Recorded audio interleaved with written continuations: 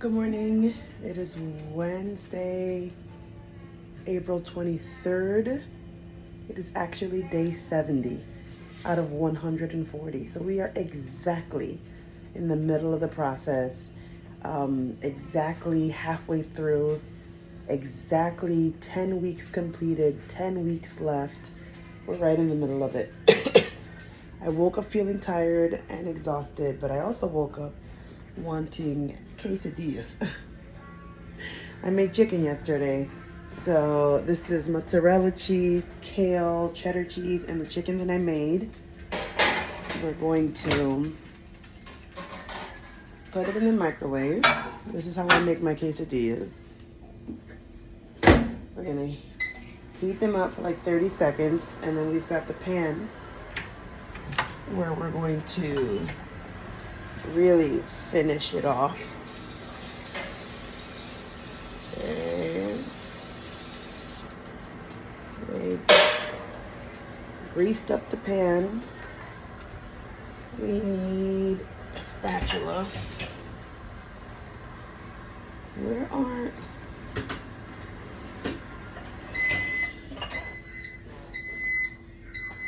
can't find my spatula. This is in the sink. You gotta love it when you cook at night and then nobody wants to eat your food, and then you start the dishwasher and then people get up after you and make their own food and leave dishes in the morning.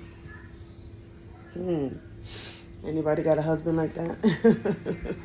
Yes, I do. It is what it is.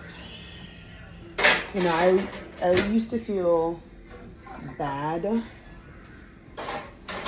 every time I would cook and my husband wouldn't eat my food. And I think that has contributed, and let me fold this. I think that has contributed to my feeling self-conscious in the kitchen.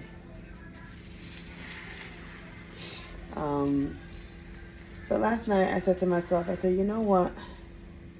I made the chicken. I prepared some vegetables. If nobody eats it but me, then nobody eats it but me.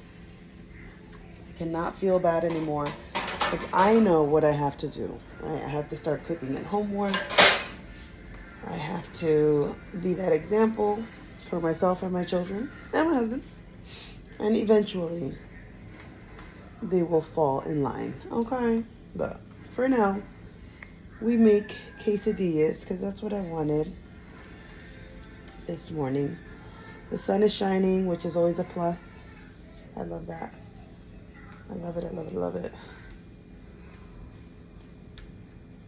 So I was in my support group last night, which I absolutely love. If you have had or have a cancer diagnosis, I'm gonna share the information down below, like at least where I'm talking, and it'll like appear. It's a program called Share, and they have a bunch of different support groups, and they're like specialized support groups. Oh yeah, okay. What do I mean? Like, there are support groups that are like for lobular breast cancer, support groups for invasive ductal carcinoma, groups for the aromatase inhibitors that you take after treatment. You know, they're like specialized. So if you want to be in a group that's really, really specific, look at that. Look at that. That's really, really specific to the type of diagnosis that you have. You can find it. They have also like groups for African American women, group for just general breast cancer. It's just a lot. So a lot of good stuff. Not a lot of bad stuff, a lot of good stuff. And so I log into the group. It's the second and the fourth Tuesday of every month from 6 to 7:30 p.m. And you know, just hearing people talk about their experiences and whatnot is very therapeutic. like, we all introduce ourselves at the beginning of the call, and then as the meeting progresses, people will pose questions and people will answer it based off of their experience. And one lady that was new yesterday from New York, she shared how, she's a few years out from cancer treatment. And it's that whole feeling of, yeah, I'm done with treatment, but I thought that getting the diagnosis and doing the treatment was the hardest part. And she's like, it's not. It's the after. Because, the after part of cancer is very lonely, apparently. I'm not there yet, but I can understand why these women say what they were saying last night. And they're saying that, your loved ones, they're so worried about you, and they want you to do better, and they want you to be better, and they're just anxious. They're counting down, like Tiffany thinks on YouTube, tick tick tick. They're counting down when your treatment's gonna be done. All right, 10 more Taxol treatments, 9 more, 8 more, and they count down. Ring the bell. It's over. And people are like, okay, it's over, we're done, you can get back to normal, and things are back to the way they used to be. But the cancer survivor is now left in a place of, they're left in a place of, okay, no one's watching out for me like before. Because when you have cancer, you have so many doctor's appointments, you have so many visits, so many blood draws. Every week they're drawing your blood. Every week you're seeing your oncologist. Like, you're seeing your team of nurses that do your infusions. And then it all automatically stops, and you are just kind of thrown out into the wilderness of life post-cancer. And now you have to deal with the anxiety and the fear of, I'm alone, no one's watching over me. Is this thing gonna come back? They're not checking me weekly. What if, when I go back in 6 months, because they haven't checked me in 6 months, now it has come back. Like there's a lot of valid fears that cancer survivors go through and experience. And so they're sharing that in the group, and I remember having a conversation with my sister about that and about my group, and my sister was like deer caught in headlights type of look, and I'm like, what's wrong with you? Like, her face looked weird, and she's like, no, you're sharing things and saying things that I kind of experienced, but because I did the process alone by myself, and after it was all said and done, it was like, you're like in this weird limbo of post-treatment. And I don't know, I've been thinking about that a lot, and even though I'm, counting down, and I'm excited about getting to the end of this process, or being on the other side of this process, a part of me is like, I don't want to rush to get to that part. I don't want to rush. I know this is going to sound really, really weird, but I'm in a place right now with chemo where I'm comfortable and I feel okay. I feel good. The predictability and the routine of, okay, I know I'm going to go in every Thursday. I know I'm going to get chemo. Like, I know what to expect. And so this is like the first time in this whole cancer journey where I'm feeling peace. And I know that's so weird to say that. I'm appreciative of chemotherapy because it has given me peace.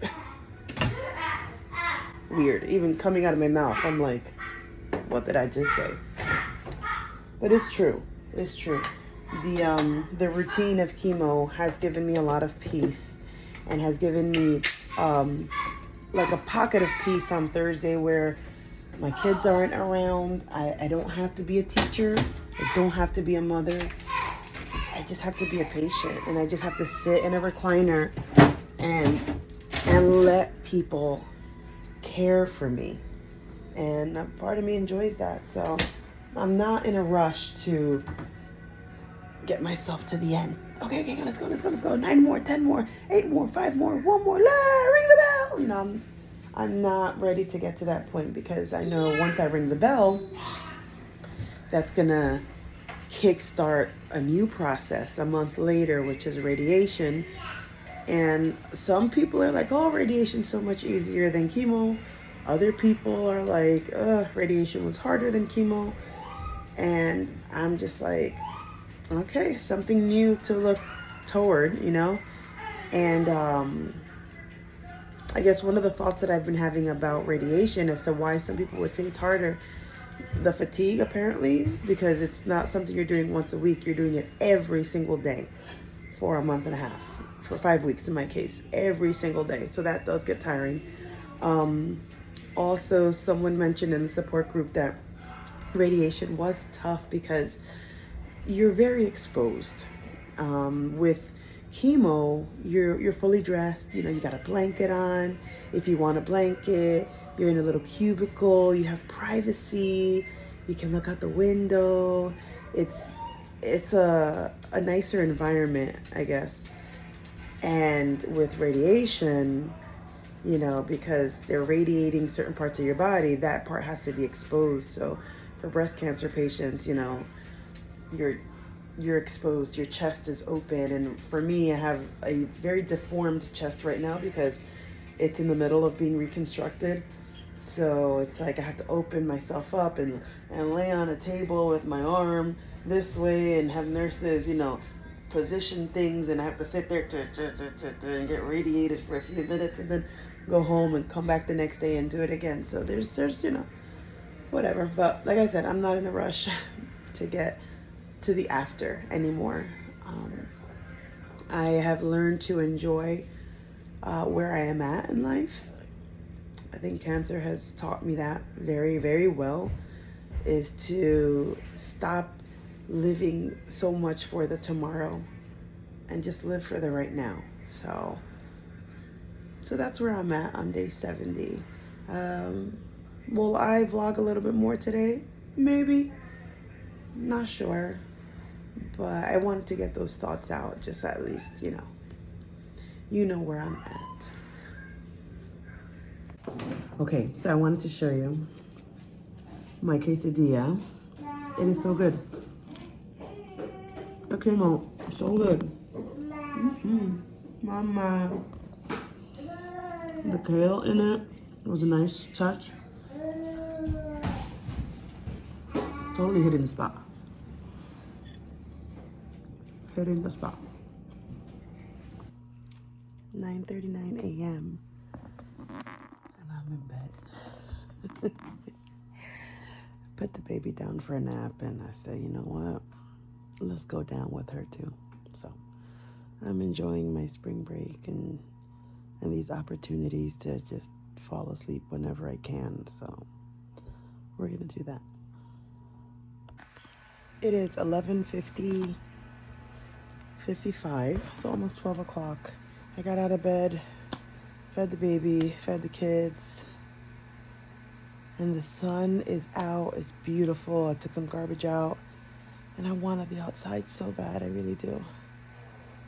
But the energy that is required to get the kids ready, dress the baby, pack a bag, it's not that much, but I'm so tired. I'm so beat today.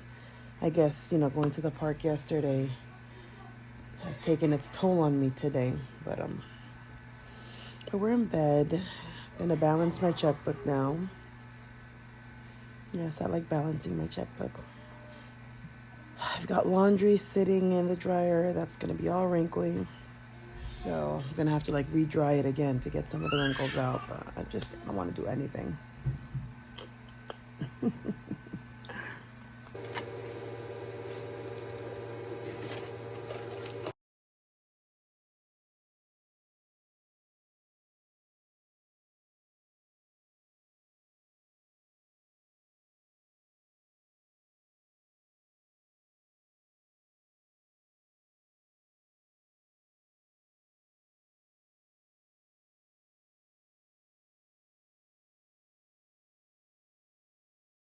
All right, y'all.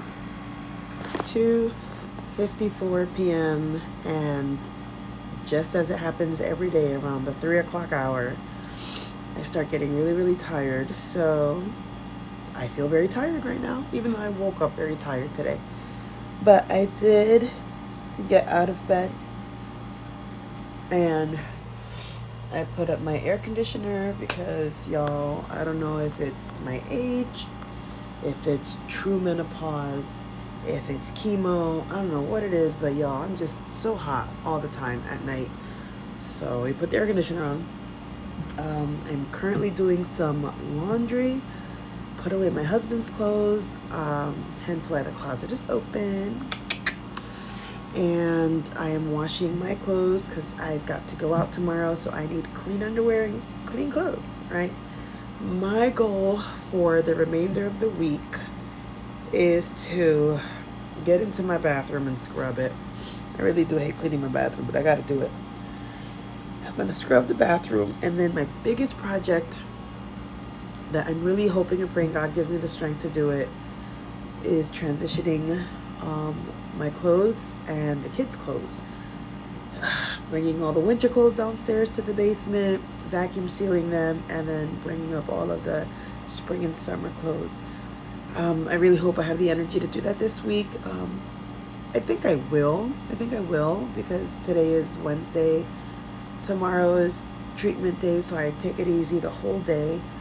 And then Friday, that's going to be the goal for Friday. That's going to be the goal. So, but it's been a good day. I'm just tired now. Am I going to cook anything today? No, because I cooked chicken yesterday, and I'm going to have some grilled chicken salad for dinner. Is my husband going to want to eat that? It's probably a no, because, you know, he hardly eats what I cook. He does. He picks at it, but, you know, I don't know. We'll see. But I'm so tired. I don't have the energy to cook something right now. But it's been a good day. The kids are relaxed, having a good time on spring break. And, yeah, so far so good. And I'm still very congested. Have tissues everywhere because I'm constantly blowing my nose. And every time I cough, there's like crap that comes up. I mean, I go to sleep at night and it's clear and I feel good. But then as the night progresses, it just, the phlegm starts to produce. So pray for me, y'all. But happy 70th day to me. Happy halfway mark. And I'll see you on the next one.